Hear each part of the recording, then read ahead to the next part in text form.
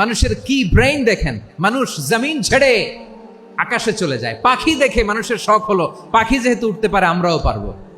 অরবিল right, Wilbur right, দুই ভাই মিলে আঁকাঝোঁকা করতে করতে করতে করতে প্লেন বানায় ফেললো। কোন সুবহানাল্লাহ।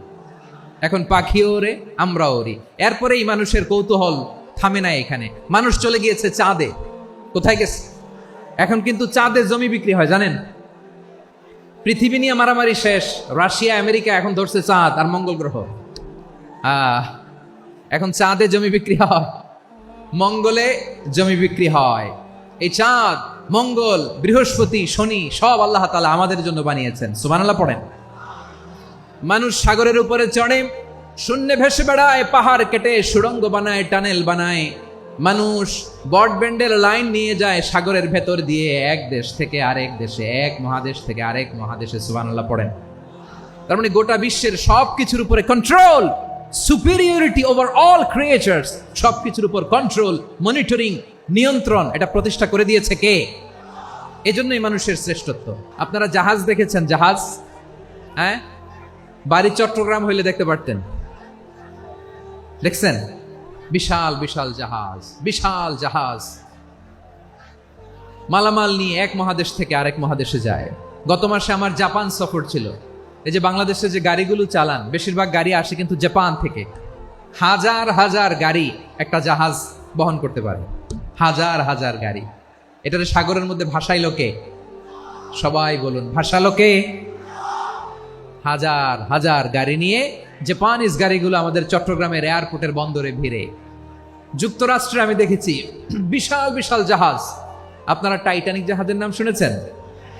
টাইটানিকেরও 8 গুণ 10 গুণ বড়।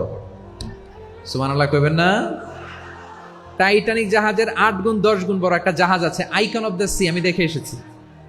রয়্যাল ক্যারিবিয়ান দেখে এসেছি। সাগরের সামনে জেটিতে যখন দাঁড়ালাম, জাহাজটা যখন যায়, আমার মনে হচ্ছে একটা শহর, গোটা শহর, the entire city is floating on the water. পুরো একটা শহর মনে হয় পানির উপর দিয়ে ভেসে যাচ্ছে। পড়েন সুবহানাল্লাহ। এই যে আইকন অফ দ্য সি, এই ক্রুজ, এই জাহাজটা, এটার ভিতরে স্টেডিয়াম আছে। কিসের ভিতরে স্টেডিয়াম?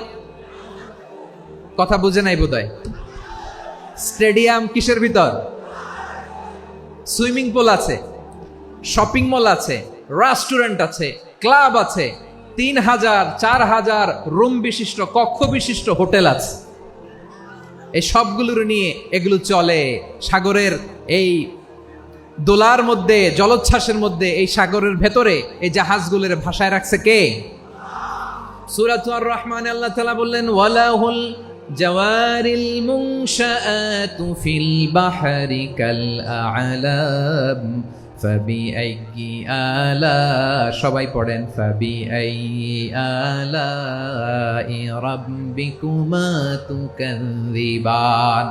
পাহাড় সম বড় বড় জাহাজগুলো মাল বোঝাই করে সাগরের মধ্যে ভেসে বেড়ায়। এগুলো দিয়ে মালামাল বহন করা যায়। মানুষরা এক দেশ থেকে আরেক দেশে যায়। এই জাহাজগুলোর সাগরের ভেতরে ভাসায় রাখলো কে? এই আয়াতের ভেতরে আল্লাহ তাআলা সূরাত বনী ইসরাঈলের এই চমৎকার আয়াতের ভেতরে আল্লাহ তাআলা বেসিক্যালি মানব জাতির প্রতি তার 4টি স্পেশাল অনুগ্রহের কথা বলেছেন। কয়টি? 2টা বলে ফেলছি। 1 নাম্বার, ওয়ালাকাদ কাররামনা বনী আদম, আমি বনী আদমের সম্মান বাড়াইছি। নাকি মুসলমানদের? নাকি মুসল্লিদের? কার সম্মান বাড়িয়েছি? বনী আদমের। তাহলে human dignity, the first part of the verse talks about the human dignity. 2 number অংশ আল্লাহ তাআলা বললেন, ওয়া হামালনাহুম ফিল বাররি ওয়াল বাহর, স্থলে এবং সমুদ্রে আমি তাদের জন্য চলাচলের বাহন দিয়েছি। সুবহানাল্লাহ। তার মানে smooth movement on land and sea, জলে এবং স্থলে যাতে আমরা স্মুথলি মুভ করতে পারি আল্লাহ তাআলা দিয়েছেন।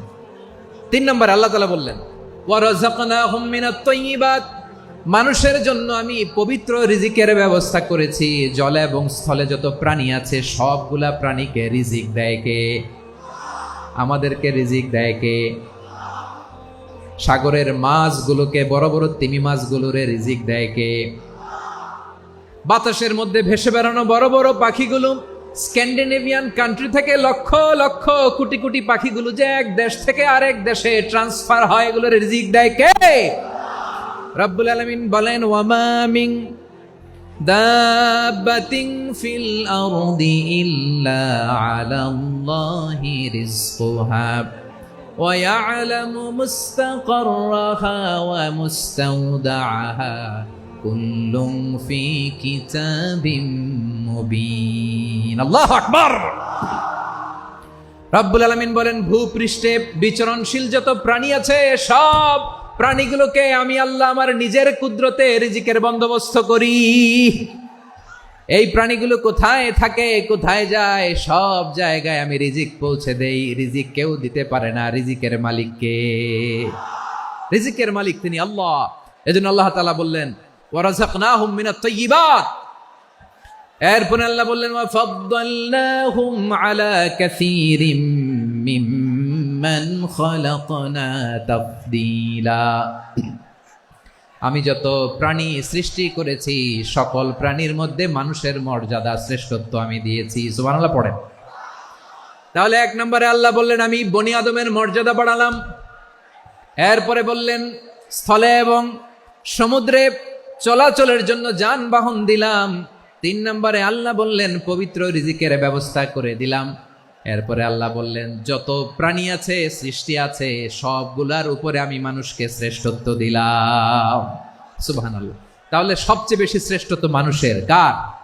মানুষের। শুধু তাই নয় প্রিয় ভাইরা, আকাশ এবং জমিনে যা কিছু আছে সবকিছু মানুষের জন্য, মানুষের কল্যাণে, মানুষের প্রয়োজনে, মানুষের বশীভূত করে সৃষ্টি করেছেন কে? রব্বুল আলামিন বলেন, হুয়াল্লাযী খালাকা লাকুম মা ফিল আরদি জামিআ। এই জমিনের মধ্যে যা কিছু আমি আল্লাহ সৃষ্টি করেছি সব কিছু আমি মানুষের জন্য সৃষ্টি করেছি। পড়েন সুবহানাল্লাহ। হুয়াল্লাযী খালাকা লাকুম মা ফিল আরদি জামিআ। যা আছে সব আমাদের জন্য, সব আমাদেরকে সার্ভিস দেওয়ার জন্য, আমাদের উপকারের জন্য, আমাদের কল্যাণের জন্য। আওয়াজ করে সবাই পড়ুন আল্লাহু আকবার। অন্য আয়াতে আল্লাহ বললেন, ওয়াসাখখারা লাকুম মা ফিস সামাওয়াতি ওয়া মা ফিল আরদি জামিআম মিন ইন্না ফি যালিকা লাআয়াতিন লিকাউমি ইয়াতাফাক্কারুন।